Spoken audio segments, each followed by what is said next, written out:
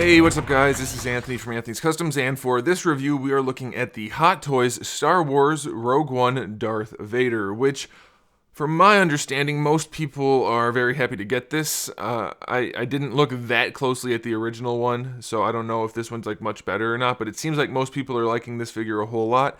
I don't know if that's because the figure's that much better. I can only review this one as it is, but I know he was really cool in Rogue One, so I can imagine a lot of people are just very happy to get a Rogue One version of Darth Vader, so that's kind of a nice thing. I'm glad that Hot Toys did that.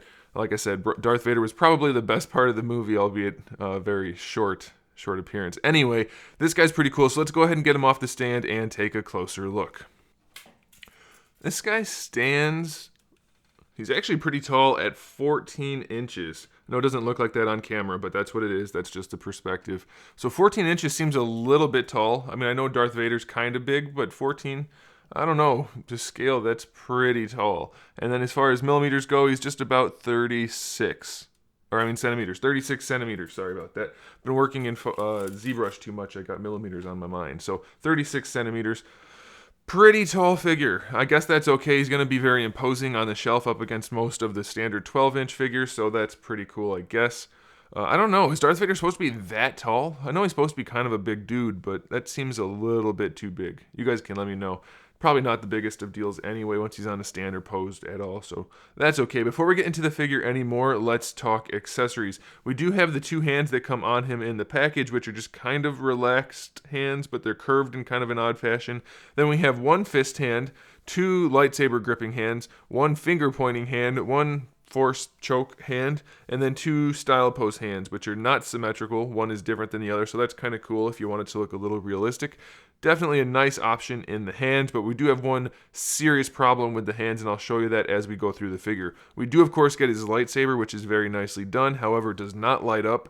I believe the first one did, so I would definitely think that you'd want a light up lightsaber for these figures. So I know it didn't work that well, but or at least maybe it was Darth Maul's that didn't work well. I don't know, but I would personally like a light-up lightsaber, but it is cool looking nonetheless. You can remove the blade if you want to, so you can hang on his belt with the little piece of metal that's on there, so that's cool. And then he does come with his display stand, which is kind of like a multi-part thing. The nameplate is a separate piece that tabs into the main base, and then the front piece is a separate piece that just kind of slides in. Not sure why it's like that. I guess just so you have some options maybe. I don't know. And then you do have this kind of like sticker decal thing that you can put on top if you want to. Maybe it's just a card. I don't even know. But this is my brother's figure, so I can't really mess with stuff like this. I'm going to have to leave it for him. So you either get just this plastic card that sits on top, or maybe it's sticky. It doesn't look like it's sticky now that I look at it. So you do have that. And then you have this backdrop for him. And then if you want to, you can swap it around and you have the red Death Star, which actually looks really nice. And I would definitely use that instead of the white spots. So that's it. Not a ton of accessories. He does come with batteries because he has a light up feature. And so the two things on his belt light up. Now the problem with these is that it's almost impossible to get the batteries in. I spent a good 30 minutes just working on that to get the batteries in. But once you get them in, it's not that big of a deal because there's a switch to turn them on and off, so that's fine. So I guess spend the 30 minutes and then you have the option to run them if you want to. They do remove from the belt, so that'll help. I mean, it's necessary to remove them from the belt, but the belt does unsnap, so that'll help if you need that. Okay, so let's get into the figure. I think, now this is just my own personal opinion, this is a very subjective thing, the best part of this figure is the cape. It is so very well done, except for right here. Let me show you that. Now, everything's black on this figure, so it's going to be a little bit hard. Hopefully everything gets picked up nicely. There's a lot of stitching issues right here. It's all kind of janky, which is not good, especially since it's right on the front. So that's a big problem. It's going to be pretty obviously ugly if you can see that, depending on how you have him posed. Otherwise, though, the cape looks very nice on this guy. It's 2-ply. It's a very fine. It's like spandex. I'm pretty sure it's spandex. It's stretchy and it's very, very fine, and it's big and it hangs very nicely. It's got nice stitching in it so that it does aid in the natural hanging, since cloth is never to scale properly at this size, so they need to help it wherever they can, and they did a good job with that. It looks great. It's just above the floor or the shelf obviously, if you set him up upright, completely straight up and down, so that's good. And then it can move around underneath this collar piece right here, so that if you do want to just put it in the back or have it like windswept or something, you'd have to use another stand, but you can do that. And we're going to leave it back there to get it out of the way. It does seem to me, and I didn't go back and check, I'm not that hardcore about this detail, or in fact Star Wars in general, but I remember the cape coming a lot farther forward on the collar, and I can't get it to go any farther than that. So it seems to me like it may not be perfectly accurate, but it's definitely good enough, and it hangs over the shoulders no problem. The head does look pretty good. It's very high gloss. You can tell that.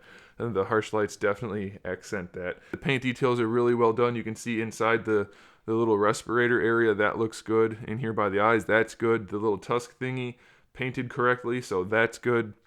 This piece right here, it does have kind of an unfinished look to it, which I'm pretty sure is how it's supposed to be. It's got this kind of weird shading on it, which I guess is okay. It looks good paint-wise, but I don't know if you guys are going to be able to tell. Yeah, I think you can. It's mushed. I don't know if they're all like that, but this one in particular has like a big swoop right there compared to the other side, so it doesn't sit properly. So that's not that cool. This piece right here is nicely detailed. It's odd to me that doesn't light up, because I'm pretty sure that's supposed to light up too.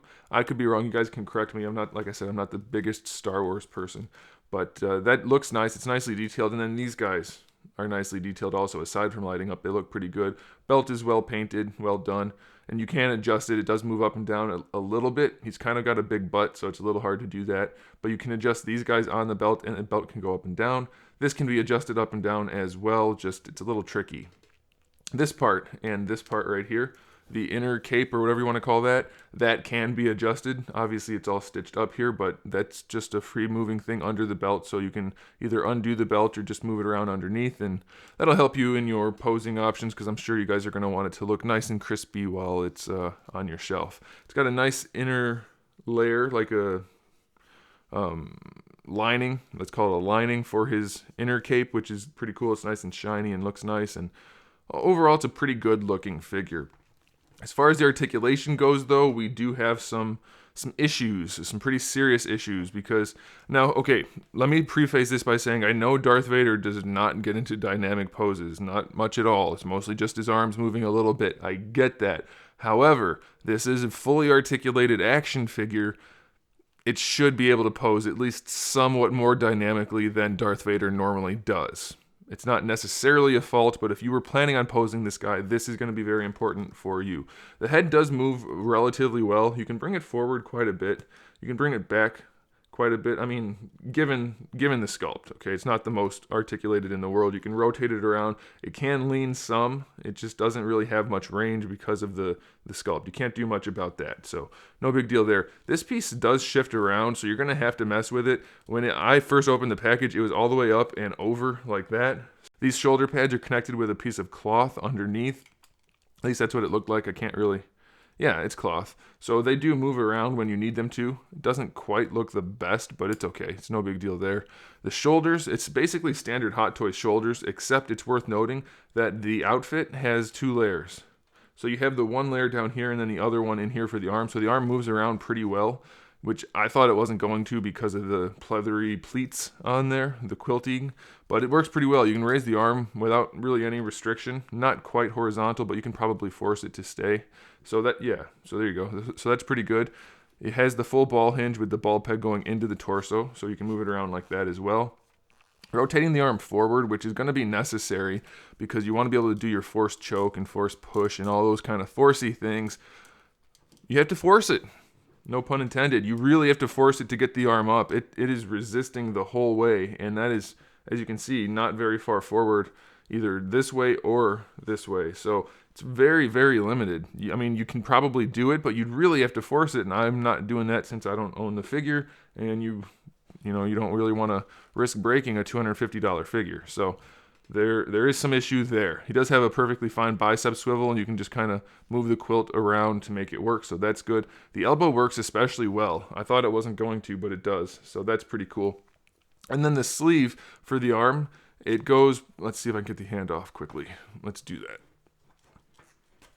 So the sleeve does go pretty far under the glove. So I'm guessing that's why the elbow works so nicely. It just pulls it back as it needs to. So that's pretty cool. But here's the thing. This is the super big problem with the hands. The ball pegs, or the ball hinges, because it is the standard ball hinge, comes off with the hand. These are the factory hands, the ones that come on them in the package, and you can see how deep the glove is. That's the ball hinge in there. On both sides, that's the issue. So unless you're going to get some really long pliers that have teeth on them, which is going to chew up that peg, you're not going to be able to get that ball hinge out. He does come with 2 spares, but that's not enough for all of the hands. So it's really a problem that right out of the package you can't put on the alternate hands at all. You just can't. They're just going to stick on there because of pressure, but the ball hinge just pops right out. So that's a big issue. It sounds like a little issue, but since you can't use the interchangeable hands and there's not a good way to get that ball hinge out of there, that's a problem. I suppose maybe you could hit this guy with a hairdryer before you try to remove the gloves, but I don't know if I would recommend that. It could be problematic. You don't want to necessarily hit this kind of stuff with a hairdryer. So, it's going to be an issue. I do believe he has a double ball peg for a diaphragm joint in the torso, but he's very poofy. He's got a lot of cushioning in here, and with all of this moving up here and this moving here, there's not a whole lot you can really do. You can lean him back a little bit, and I think that's happening down here at the waist, to be honest. Maybe the upper body doesn't even have one. I can't quite tell because you can't feel it in there. It's all squishy. So you can lean him back, but that looks like it's happening down a little bit farther. And you can lean him forward, but not very far at all. Actually, maybe it's not even worth mentioning. He doesn't really want to lean too far. Can he lean side to side? Just a tiniest bit, almost not worth mentioning. And then can he rotate? Yeah, he can rotate just a little bit, like maybe 10 degrees in either direction. Yeah, so like I said, this guy's supposed to be an action figure, but he's going to mostly be a statue. As far as the legs go, we have another serious problem. His giant codpiece right here. I don't know if you guys can hear that. The mic's not over there. It's very hard. And yeah, that's an awkward thing to say, but his codpiece is very hard. So you cannot move the legs forward. That's a big problem. You can't even really put him in a walking pose. It's going to look like he's trying to take baby steps. So that's not cool. They go out to the side about maybe 40 degrees. So that's not too bad. Like if you wanted to put him in a slightly dynamic pose, you could, but just barely, and especially since this is here, you can't. You do have your full thigh swivel, so that's fine. The knee joint works no problem, pretty standard. So that's good. Now here's another thing. These shin pieces do not fit him very well at all, and maybe that's how it was in the movie. I didn't look at his shins that close. I'm not even sure if you could see them thinking back on it, but look at that, the way they stick out so far, and they're not form-fitted. There, let's see if I can rotate it around. There you go. So you can see that gap in there. That's how they are. They just sit really oddly. And they're not form-fitted to the leg at all, so you can't move the ankle. You can move it back a little bit, so that's fine. I'm pretty sure it's just a double ball peg in there again. You can move it forward, but you can't, because if you do, the shin armor is going to poke the foot and scratch that pleather. So you can't really move the foot that much forward and back, and then trying to move side to side, ankle rocker, you can't, because the shin armor is totally in the way and it's going to scuff up and mess up the boot. So you can't really move the legs at all because the feet can't really move and the hips can't really move. So ultimately, he's going to be standing mostly straight up and down with his elbows bent. That's about it. I mean, you can move the arms out to the side if you want to, a little bit forward if you want to, but other than like a very basic force choke pose or holding his lightsaber in front of him, it's very, very limited. And I know a lot of Hot Toys fans are fine with that, so if you are, then good on you. You're going to like this figure because it looks cool otherwise. But if you wanted to pose it at all, don't really plan on it. You might be able to figure out something, but don't count on it.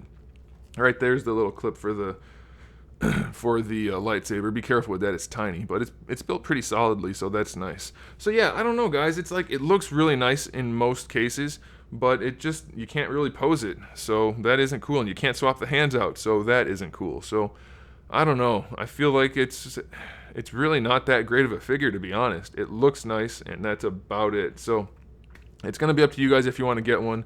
I mean, obviously, but you have to decide if those things that are problems are okay with you or if they're not. So there it is, guys. There is a link in the description below. I think he's sold out right now. They may be getting more in stock. I know that happens occasionally at Big Bad Toy Store, but I'm not sure. So you can check that. You never know. If they get them in stock, they will update the listing. So go go ahead and check on there, and make sure you subscribe to the channel. I have new videos up every single day. We talk about action figures, movies, TV shows, video games, all kinds of fun stuff. So give the video a thumbs up if you liked it, turn on notifications to see more videos, and in the meantime, keep collecting.